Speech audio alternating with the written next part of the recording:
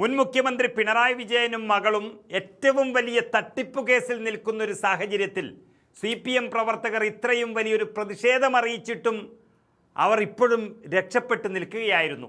എന്നാൽ ഈ നിമിഷം മരുമകൻ റിയാസ് MLA കൂടി തട്ടിപ്പിൻ്റെ ഭാഗമായതോടെ അതിശക്തമായ പ്രതിഷേധമാണ് പ്രവർത്തകരുടെ ഭാഗത്തു നിന്നും വന്നുകൊണ്ടിരിക്കുന്നത്.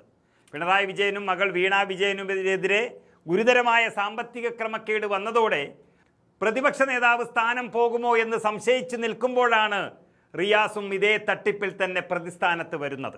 അതോടെ പിണറായി വിജയൻ ഇനി എന്തു തന്നെയായാലും പ്രതിപക്ഷ നേതാവ് സ്ഥാനം രാജിവെക്കണമെന്ന് പാർട്ടി തന്നെ ആവശ്യപ്പെടുമെന്ന സൂചനയാണ് പുറത്തു വരുന്നത്. അതിൻ്റെ വലിയ വലിയ തെളിവുകളാണ് പുറത്തു വന്നുകൊണ്ടിരിക്കുന്നത്.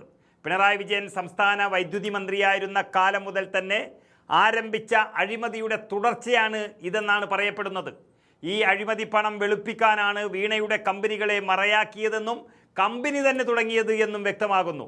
അത് തെളിവ് സഹിതം പുറത്തു വന്നുകൊണ്ടിരിക്കുന്നു.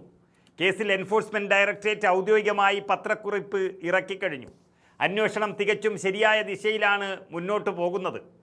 തൻ്റെ ഡയറിയിലെല്ലാം കുറിച്ചു വച്ചത് പ്രകാരം കോഴിക്കോട്ടെ CPMലെ പ്രധാനികളായ റിയാസിൻ്റെ സുഹൃത്തുക്കളെ ED ചോദ്യം ചെയ്തത് വീണ വിജയൻ്റെ ഡയറി നോക്കിയത് കൊണ്ട് തന്നെയാണ്.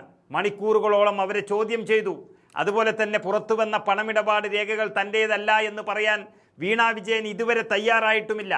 അതിനർത്ഥം എല്ലാം താനും തൻ്റെ പിതാവ് പിണറായിയും അറിഞ്ഞിട്ടാണെന്ന് വ്യക്തമാക്കുകയാണ്. കമ്പനിക്കെതിരെ ഉയർന്ന ഗുരുതരമായ ആരോപണങ്ങളിൽ എന്തെങ്കിലും തരത്തിലുള്ള നിയമ നടപടി സ്വീകരിക്കാനും പിണറായി കുടുംബം ഇതുവരെ തയ്യാറായിട്ടില്ല എന്ന് പറയുമ്പോൾ കുറ്റം സമ്മതിക്കുന്നതിന് തുല്യമാണത്. മാത്രമല്ല, പിണറായി വിജയനും കുടുംബവും ഇടയ്ക്കിടയ്ക്ക് സർക്കാർ ചെലവിൽ അമേരിക്കയ്ക്ക് പോകുന്നത് നമ്മൾ കണ്ടിട്ടുണ്ട്. അസുഖത്തിൻ്റെ പേരും പറഞ്ഞാണ് പോകുന്നത്. തിരിച്ചു വരുമ്പോൾ അവർ എപ്പോഴും ഗൾഫ് വഴിയാണ് തിരിച്ചു വരുന്നത്. അതായത് ഇതിൻ്റെ കാരണം കൂടി ഇപ്പോൾ പുറത്തു വന്നിരിക്കുന്നു. ഗൾഫ് രാജ്യങ്ങളിൽ നിന്ന് അമേരിക്കയിലേക്ക് ഹവാല മാർഗം പണം കടത്തിയതിൻ്റെ വിവരങ്ങളാണ് പുറത്തു വന്നിരിക്കുന്നത് എന്നാണ് പ്രധാനപ്പെട്ട ചില നേതാക്കൾ തന്നെ പുറത്തുവിട്ടിരിക്കുന്നത്. ഈ വിഷയത്തിൽ CPM നേതൃത്വം പിണറായി വിജയനെ പ്രതിപക്ഷ നേതാവ് സ്ഥാനത്ത് നിന്ന് മാറ്റി നിർത്താൻ തയ്യാറാകുന്നു എന്നുള്ള സൂചന വരുന്നു. അത് അണികളുടെ ഒരു ആവശ്യമായി പുറത്തു വന്നു തുടങ്ങിയിട്ടുണ്ട്. ഇത് കേവലം സാമ്പത്തിക കുറ്റകൃത്യം മാത്രമല്ല, ദേശീയ സുരക്ഷയെ ബാധിക്കുന്ന ഒരു കാര്യമാണ്.